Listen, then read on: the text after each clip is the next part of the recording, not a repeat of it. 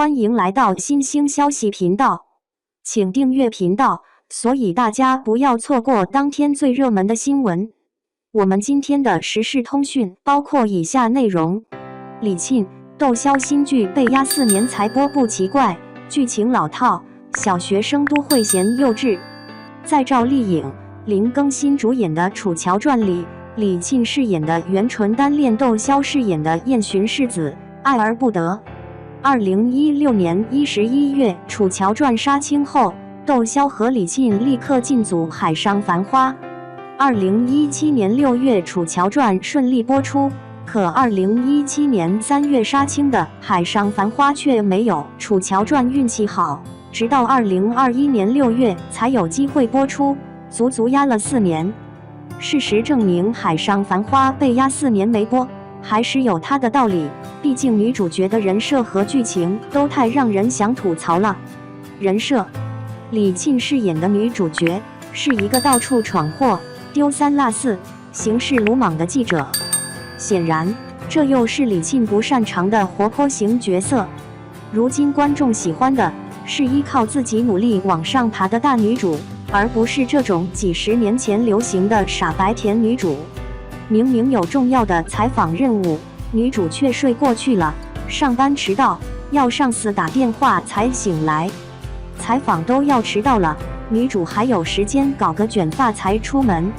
当然，这不是女主的错，而是导演的错，没有注重细节。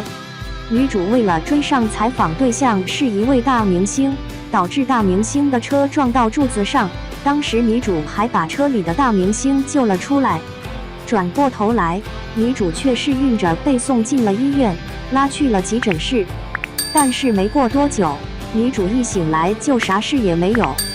所以，女主究竟是有事还是没事啊？然而，女主这神奇的体质在剧里呈现好几次了。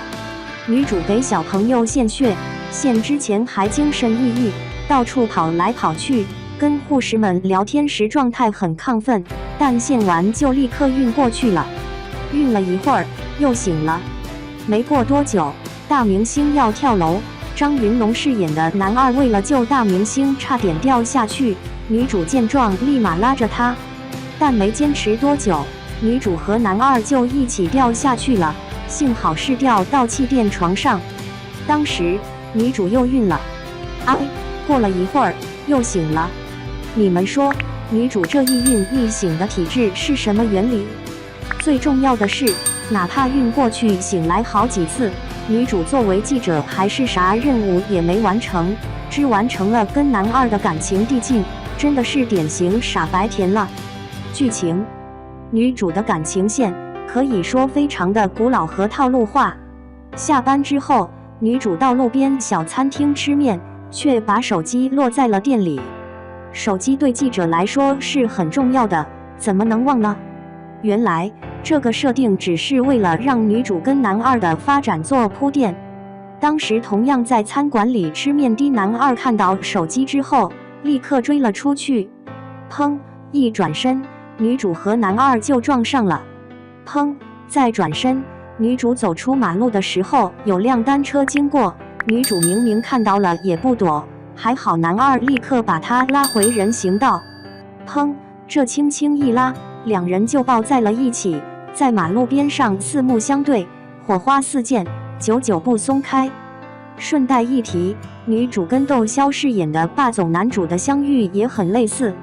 当时两人在机场迎面走着，砰，不知道怎么的就撞上了。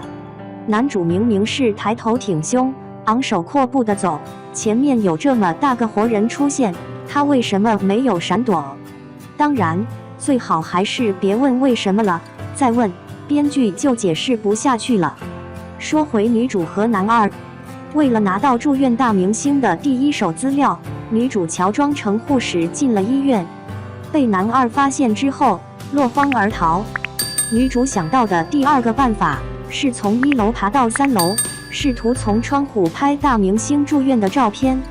就是这么巧，大明星的病房里没有经纪人、助理、保姆、保镖等工作人员，也没有家人，只有恰巧去巡房的男二。这时候，本来应该拍大明星的女主，花痴了起来，沉醉在拍男二帅气的侧颜中。被男二发现偷拍之后，女主差点就掉下楼了，幸好男二把她拉回了病房里。这一拉不得了，两人直接扑倒在地上，四目相对，火花四溅，暗流涌动，久久都没舍得站起来。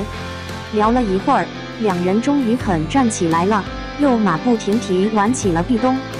喂，大明星正在病房里昏睡着，你们俩又是大声说话，打情骂俏，又是上演扑倒、壁咚情节，有没有考虑过病人的感受？狗血的是，男二虽然很快就跟女主确定了恋爱关系，但他很快就会领便当，取而代之跟女主谈恋爱的自然是男主了。而男主跟男二是从小就一起玩的好兄弟，以哥哥弟弟相称。那么站在男主的角度，后面的剧情就会变成我爱上了死去的好兄弟的女人。海上繁花改编自匪我思存的同名小说，小说是2008年出版的，难怪剧情如此古早。将热门 IP 改编成电视剧，虽然省下了剧本创作的时间，但风险其实也高，毕竟等电视剧播出的时候，剧情传达出来的三观分分钟会过时，很难得到观众的认同。电视剧《海上繁花》这剧情，小学生也会嫌弃它幼稚吧？